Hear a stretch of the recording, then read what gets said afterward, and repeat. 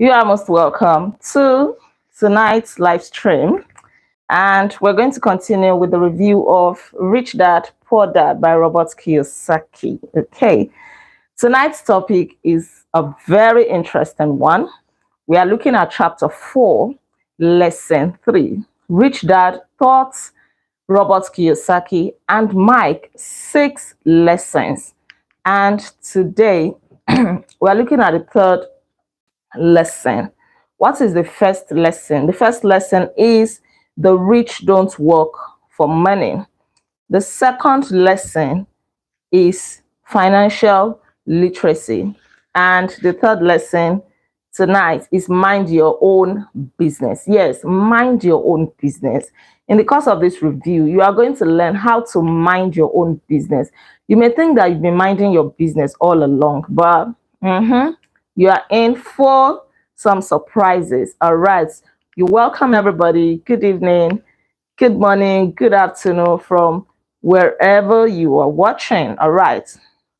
So there is this story, or rather this incident that happened in 1974. Ray Kroc, the founder of McDonald's, was invited to speak to the MBA class at the University of Texas at Austin, the United States of America. And after the class, the students asked him if he could hang out with them. And in the course of this hangout, he asked them that, what business am I in? Of course, the students were shocked, like, what kind of question is this? So nobody answered. So he asked them again, what business am I in? And finally, somebody spoke up to say, come on, are you trying to fool around? Of course, you're in the hamburger business. And then Ray Kroc laughed and said, no, I am not in the hamburger business. Everybody knows that thinks that I'm in the hamburger business, but I am not in the hamburger business. My business is real estate. And he told them that even though his primary aim is to sell hamburgers, he did not lose sight of his real business, of his own business, which is real estate. And this is how it works. He was very strategic, when it comes to the location of each McDonald's outlet. He was very, very strategic about that.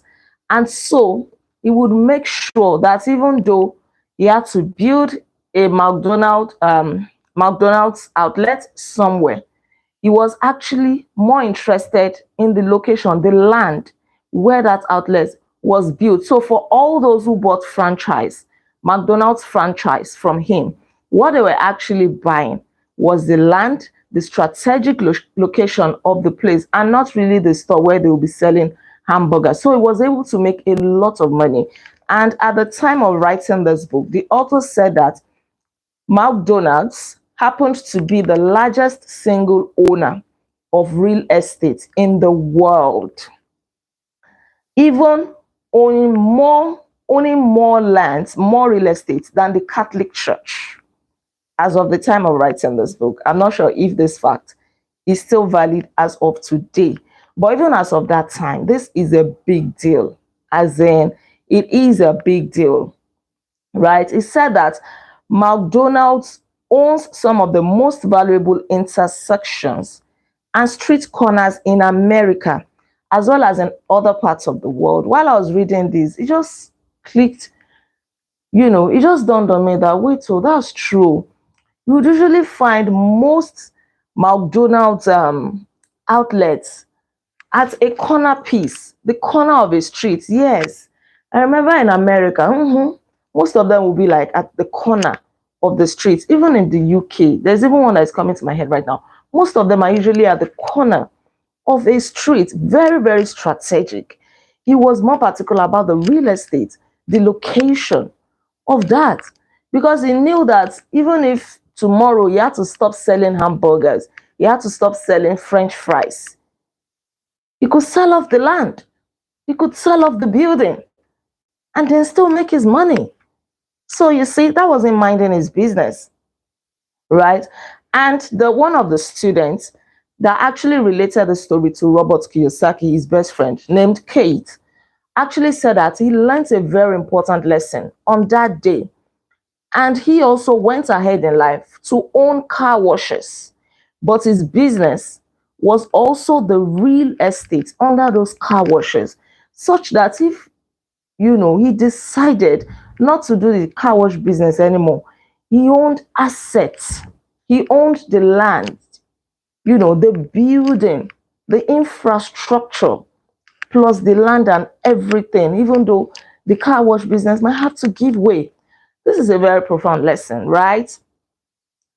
In the previous chapter that we read, we learned a lot about assets and liability, and how the rich people acquire assets while the poor and the middle class acquire liabilities.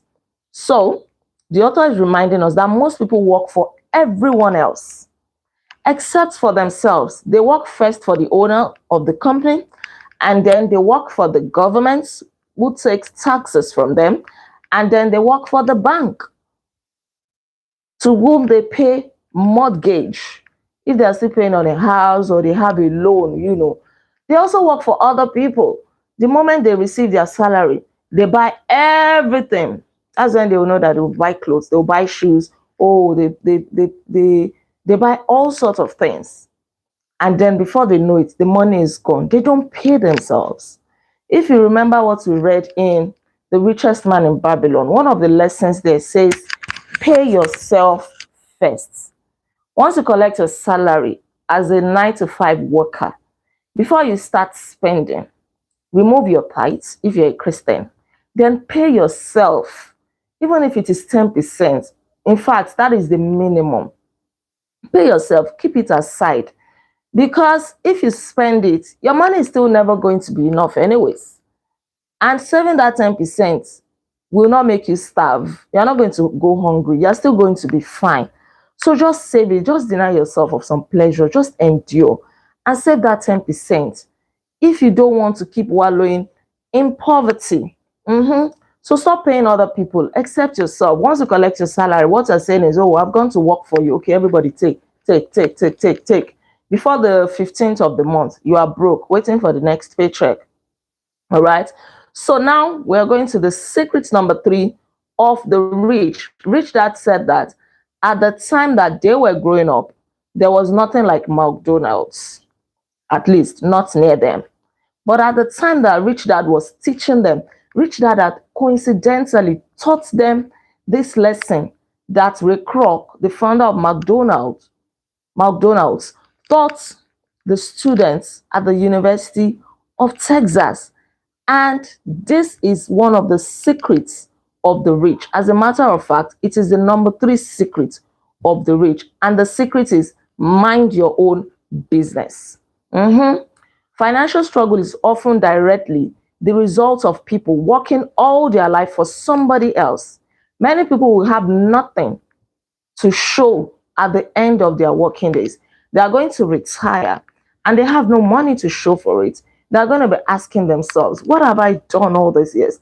30 years of my life, 25 years of my life, 40 years of my life, working for the government, working in that company, and all of that, little or no money to show for it because they did not mind their businesses all along. There is a big difference between your profession and your business. And a lot of people usually confuse these two. And Robert Kiyosaki gave a very good example. He said that if he asked somebody, a banker, that what is your business? And the person says, oh, I'm a banker. Then he goes on to ask the person, do you own the bank? And the person says no. In that case, it is not your business. You're minding somebody else's business. Banking or being a banker in this instance is just your profession. That is your job. You are tending to somebody else's business. You are working for the owner of that bank. If you work there, if you don't own the bank, right? The owners of Access Bank in Nigeria, for example, late Herbert Igwe, may his soul continue to rest in peace, and the soul of his wife and their son. The late Herbert Igwe and Ike Imokwede, they own Access Bank. Now, that is their business. Every other person that works in Access Bank as an employee is only helping Herbert Wigwe and Aigi Imokwede to mind their business, their banking business, because at the end of the day, you know, Access Bank is not for any of the employees, no matter how hard they work, right? So, if you're a teacher working in a school, the school does not belong to you. That is somebody else's business. Now you have to mind your own business by the side, right? Ray Kroc, the owner of McDonald's, was very clear between the difference, was very clear on the difference between his profession and his business. His profession was always the same. He was a salesman, selling hamburgers, French fries, and all of that. That was his profession. But his real business is real estate. The land on which he built each McDonald's outlet. That is his main business, acquiring assets. That should be your business. Yes, your business is to acquire assets. You may be working 9 to 5, but there is a way you can still mind your business by the side. We're going to talk more about that. All right, so school does a lot to us by thinking that, oh, I hope the sound is clear. By making us think that our profession is our business, people often become what they study at school. If somebody studied law at school, the person will probably go on in life to become a lawyer, a barrister, a solicitor, as the case may be. If somebody studied education, maybe chemistry education, physics education, English education, or educational foundation and things like that, they may go ahead in life to become a teacher. If you studied accounting, you may end up okay wanting to work for an accounting firm because now you've limited yourself. School has helped you to narrow your mindset to say, okay, this is what you study. This is the kind of job that you can look for. This is where you fit in upon graduation. So a lot of people actually go to school having where they want to work in mind. Oh, I want to work with Shell. I want to work in an oil company. And so they go and study chemical engineering, for example. And that drives them. And they end up in that company. They forget to mind their business because the salary is good, the benefits are there, and all of that, right? So don't narrow your mindset. Your business revolves around your asset column. Your asset is yours. It doesn't revolve around your income column. Your income is just like your salary coming in. As it is coming in, if you don't know how to manage it, if you don't know how to save, if you don't know how to use it to acquire assets, it will just go out by way of liabilities. And that is the end. Your business is to build assets. That is your business. You may be doing 9 to 5 job, but are you acquiring assets? Are you building assets such that if that job has to go today, you have assets to fall back on? Sorry, just a minute.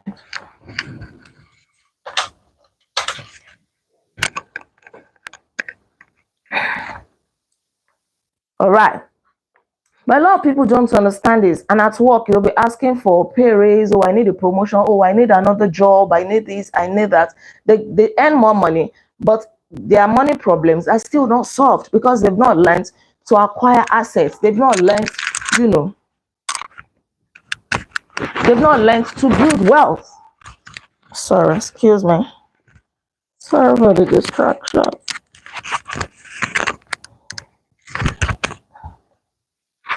All right. The primary reason the majority of the poor and middle class are fiscally conservative, which means that, oh, they keep saying, I cannot afford to take risks, is that they have no financial foundation. They have to cling to their jobs. They play it safe. If you don't want to be rich, don't play it safe, right? Take that risk. Calculate the risk and take it. Life is sometimes tough when you do not fit into the standard profile. And this is to say, so many people want to take on a job because that is like the conventional thing to do. Oh, are you employed? Do you have a job? I was watching a video on TikTok this evening saying that we should normalize, hearing people say they don't have a career, as in they don't have like a typical job. We should normalize it. We shouldn't look down on them like, I mean, you're jobless.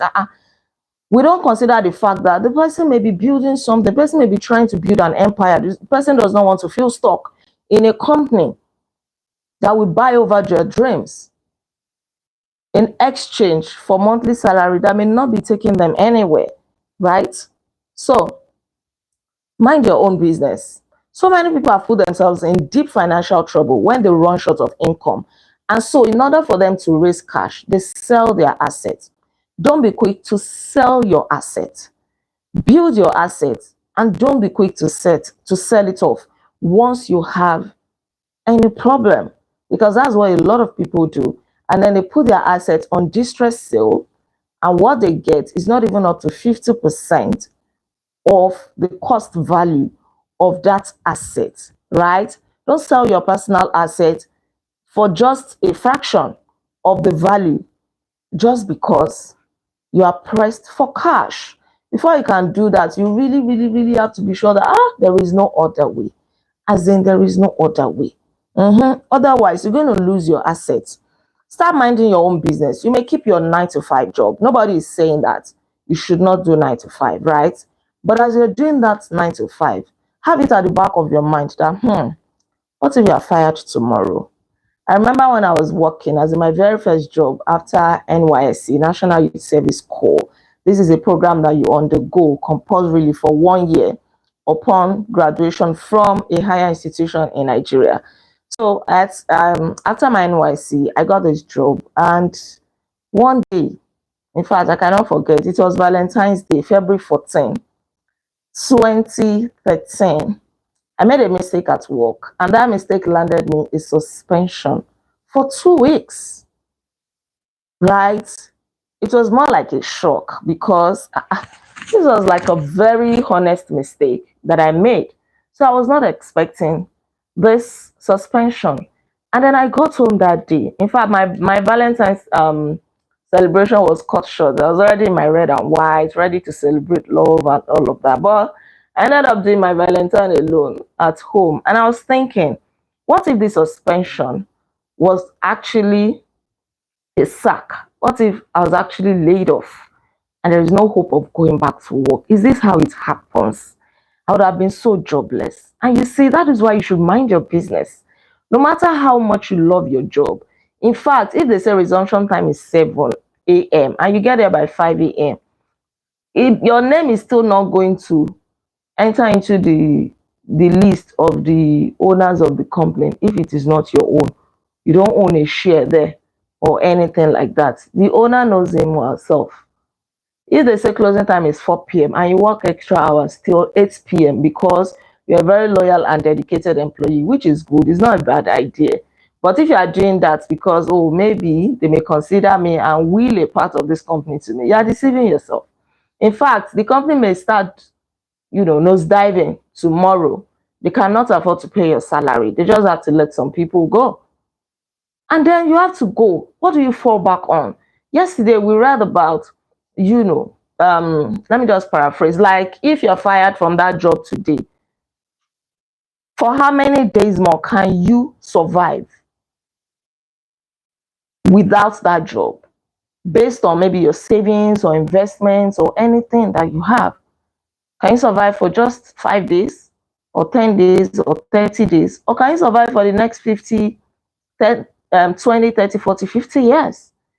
Because you've been minding your business. Even though you wake up in the morning to go to that job, you've been minding your business. So keep your 9 to 5 job if you wish. But buy real estate, invest in assets. As you do that, grow your asset column. Grow it. Your house, according to this author, is not really an asset because you're spending money to maintain that house. It is kind of losing value. Your car is not an asset. The moment you drive off from the car dealer's shop, the author says it loses 25% of its value. It becomes second hand. Nobody is going to buy it as a brand new car anymore. The moment you drive it off, right, it loses its value. So here's an advice for adults. Keep your expenses low. Reduce your liabilities and diligently build a base of solid assets. Start little by little. Acquire that plot of land somewhere. be doing agriculture on it. And what build assets, buy real estate, anything that you can buy that can be generating income for you. Start that your own business by the side. Even though you're going to tend to somebody's business every day, start your own business too. Let somebody be managing it for you while you are at work. Let somebody be managing your own business for you.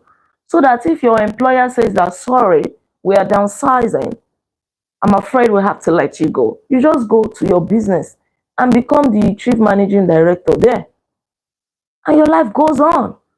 You are not stuck. You don't start crying, hey, where do I start from? And I have served this company. Oh, this is unfair. Why would they do this to me? The owner too cannot help it. Money is not coming in anymore like it used to. Do you want them to sacrifice their heads because they want to keep you? They want to help you keep your job, right? It's not fair to them too. They would have loved to keep you. So that is why you need to be wise. Don't put 100%. Don't put your entire life on that job, right? Be wise. Start building column assets. It is not enough to just cling to your job.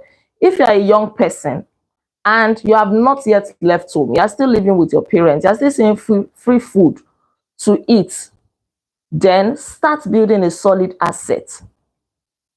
A solid asset column before you leave home. The money that is coming into your hand, start saving. I wish that I started saving and investing a long time ago when I was still very much younger and I had a lot of money coming in for me, especially when I was not yet married, and I was living in a free house. I was eating free food, more or less, right? I wish that I knew what I know now. I would have built a lot of assets. I'm telling you the truth. So if you're a young person, you've not left home, you still see a free accommodation, probably you still live with your parents or your uncle or your brother somewhere. Save heavily. Invest heavily. You'll be thankful for it. Some people who bought lands, I know people who bought lands in January for 2 million naira. That land now, this is October, is worth 20 million naira simply because development just came to that area. There are some people who invest in real estate, then they do agriculture on it, or they lease out the land for other people to be cultivating and be using it for agriculture, and they are earning passive income on that land. And even tomorrow, if they wake up and say, okay, we don't want people to do any farming on this land again, they want to sell their land, they will sell at a higher rate. They can use that money to start a business or to purchase another asset. That's what we're talking about. So cultivate the habit of building assets as a young person. Don't spend too much right now. Don't fall into the trap of the lifestyle of spending it all and getting into debt every now and then. You keep on borrowing from all these loan sharks. You keep on borrowing, you keep on living beyond your means. You're not going to like it later on. You will look back and you wish that you had saved when you have lots of money. For most people, just as the last child leaves home, the parent realizes that they've not adequately prepared for retirement. And they begin to scramble, they begin to fidget. Oh, it dawns on them that they've not put some money aside to help them when they retire. And so they start struggling. They are depending on pension, especially if they are Nigerians. The government does not even send them. They will go and be queuing under hot sun for a pension of 15,000 naira, 30,000 naira. Tell me, what is that going to do in this economy? It cannot even go any length when it comes to feeding. All right?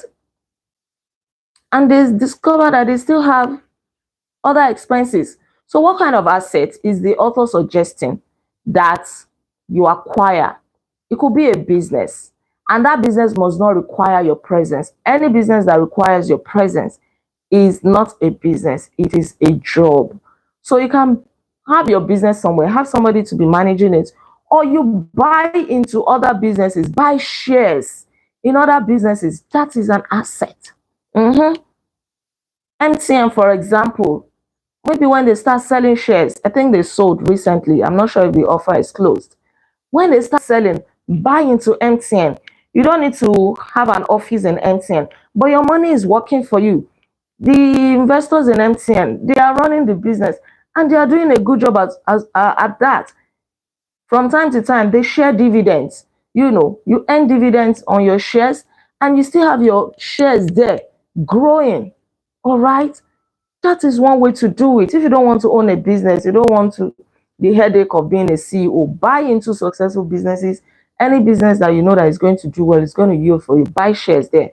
Another thing is to buy stocks, buy bonds, buy mutual funds. Have income generating real estate. Probably you build a house, you rent it out, you are collecting rent, or you lease it out, or you buy property and resell. Real estate, to real estate. Oh, if you want to be rich, let me tell you, real estate is one of the investments that you can do. I'm telling you, it will always appreciate. It's not like a car that once you drive it off the garage, it loses value up to 25%. If you buy real estate, the value is going to keep appreciating. It is going to keep appreciating.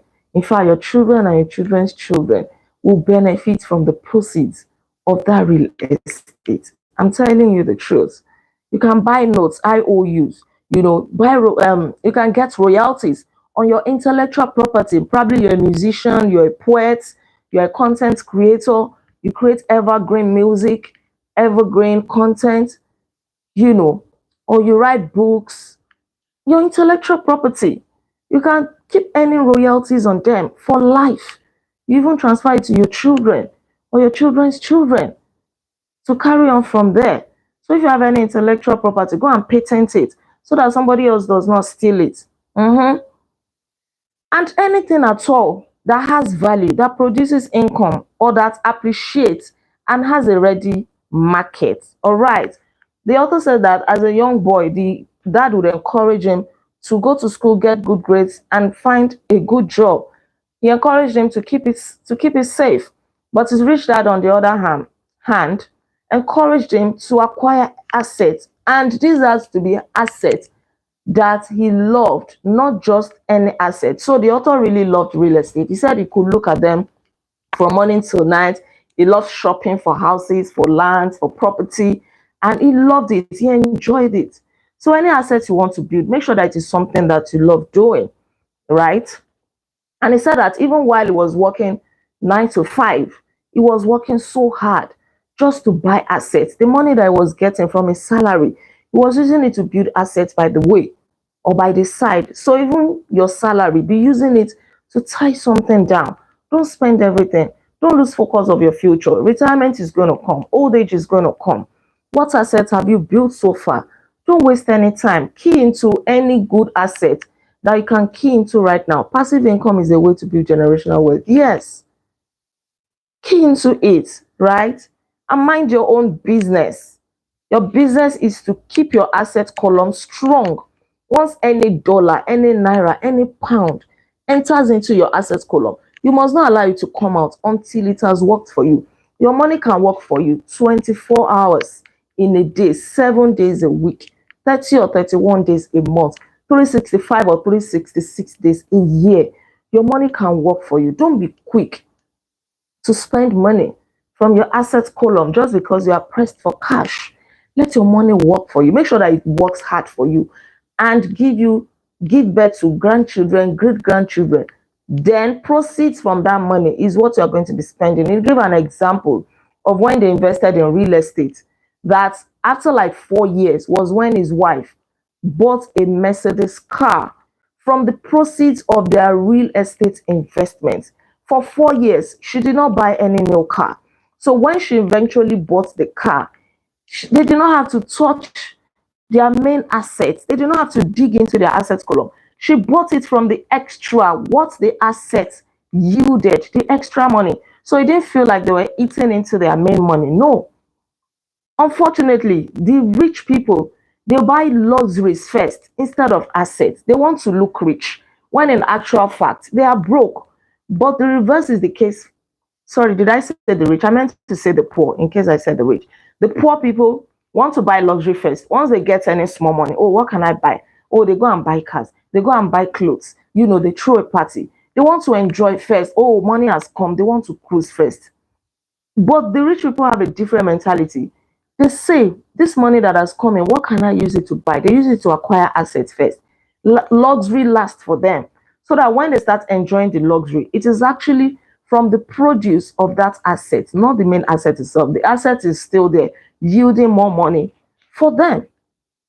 And to me, this is a very, very good lesson. So you must delay your gratification. You must delay it.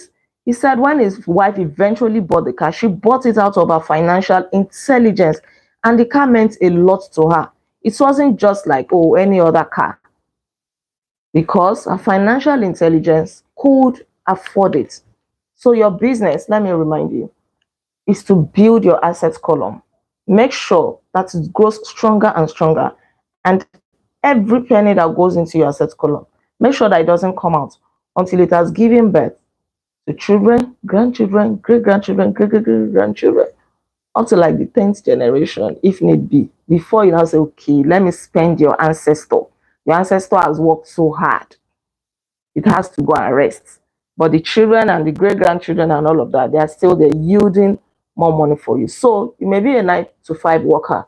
Don't lose sight of your business. At the end of the day, the business is not yours. It is not in your name.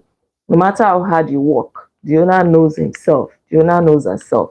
Mind your own business. Thank you so much. God bless you. Thank you for tuning in. Let me know what you think in the comment section. Don't forget to like this video and please subscribe to my channel in case you're yet subscribed. I remain Olaide Agbaje, and on this channel, I inspire you to live intentionally. Tomorrow, we are going to learn about the 4th lesson that separates the rich from the poor. We'll learn the history of taxes and the power of corporations. And this will be chapter 5, lesson 4. Until then, be intentional. Right?